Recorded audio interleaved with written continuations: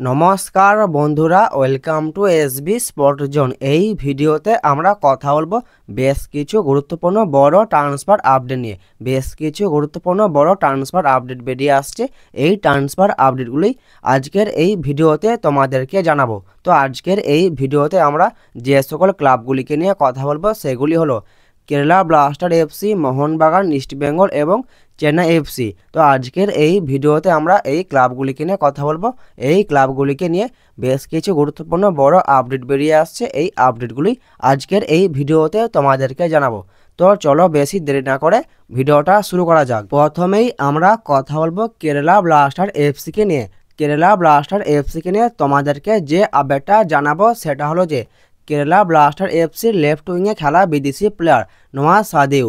তো এই প্লেয়ারটিকে নিয়ে সকালে আমি তোমাদেরকে যে আপডেটটা জানিয়েছিলাম সেটা হলো যে এই প্লেয়ারটিকে নেবার ব্যাপারে ইন্টারেস্ট প্রকাশ করেছে আইএসএলের বেশ কয়েকটি ক্লাব।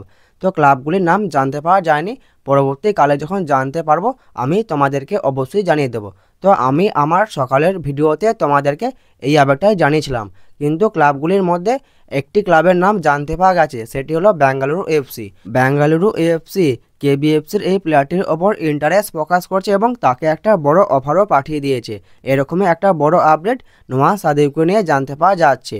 নওয়াজ সাদেউয়ের সঙ্গে কেবিএফসির কন্ট্রাক্ট আছে 31শে মে 2026 সাল পর্যন্ত। এই প্লেয়ারটি লেফট উইং, রাইট উইং এবং সেন্টার ফরওয়ার্ড এই তিন পজিশনেই তিনি খেলতে পারেন। প্লেয়ারটির মার্কেট ভ্যালু হলো 5.6 করোড়। এরপর আমাদের এটাই দেখা যে নওয়াজ সাদেউ তিনি কোন ক্লাবে সাইন করে, কেবিএফসি তাকে আর দলে রাখতে চায় নাকি এটাও দেখার বিষয়, বা তিনি অন্য কোনো ক্লাবে সাইন করছেন নাকি এটা এখন দেখার বিষয়।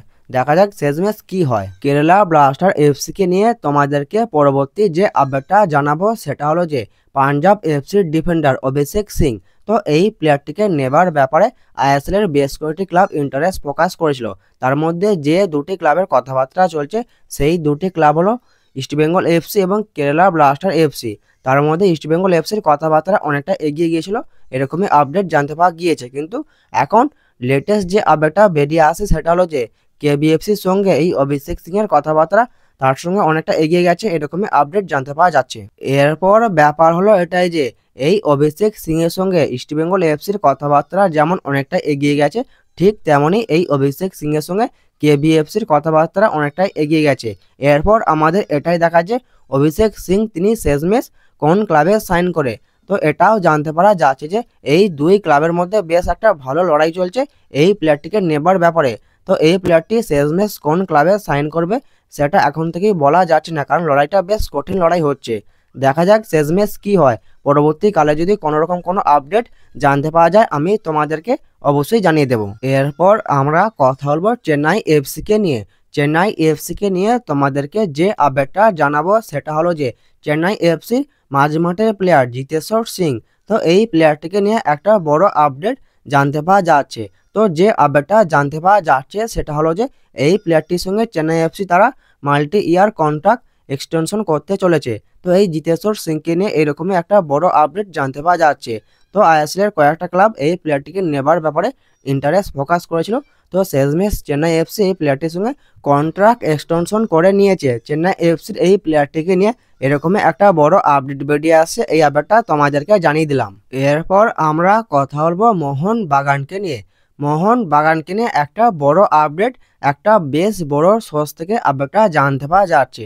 তো তাদের তরফ থেকে যেটা জানতে পাওয়া যাচ্ছে সেটা হলো যে মোহনবাগানের দুই ফুটবলার জেসন কামিংস এবং দিমিত্রি পেটাতস, এই দুই বিদেশি প্লেয়ারের মধ্যে কোনো একজন বিদেশি প্লেয়ার তিনি মোহনবাগান ছাড়তে পারেন, এরকমই একটা বড় আপডেট মোহনবাগানকে নিয়ে জানতে পারা যাচ্ছে। এরপর ব্যাপার হলো এটাই যে তাদের তরফ থেকে তো এরকমই একটা বড় আপডেট মোহনবাগানকে নিয়ে জানানো হচ্ছে, কিন্তু ব্যাপারটা হলো এটাই যে ভেতরে কি ব্যাপার চলছে ঠিক বলতে পারছি না, কিন্তু এরকমই একটা আপডেট জানানো হচ্ছে। কারণ আপডেটটা জানতে পারার পর আমি নিজেও একটু অবাক হয়েছি।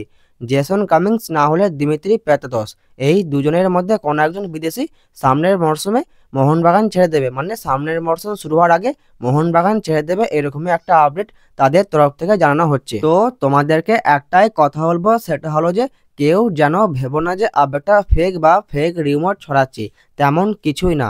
তো এত বড় একটা ফেক রিউমার ছড়াবো এত বড় সাহস আশা করি কারোরই হবে না, ঠিক আছে। বেশ একটা বড় সোর্স থেকে এই আপডেটটা জানানো হচ্ছে। আপডেটটা জানার পর আমি নিজেও অনেকটা অবাক হয়ে গেছি। তো এই আপডেটটা নিয়ে পরবর্তীকালে যদি কোনো রকম কোনো আপডেট জানতে পাওয়া যায় আমি তোমাদেরকে অবশ্যই জানিয়ে দেবো। এরপর আমরা কথা বলবো ইস্টবেঙ্গল এফসি কে নিয়ে।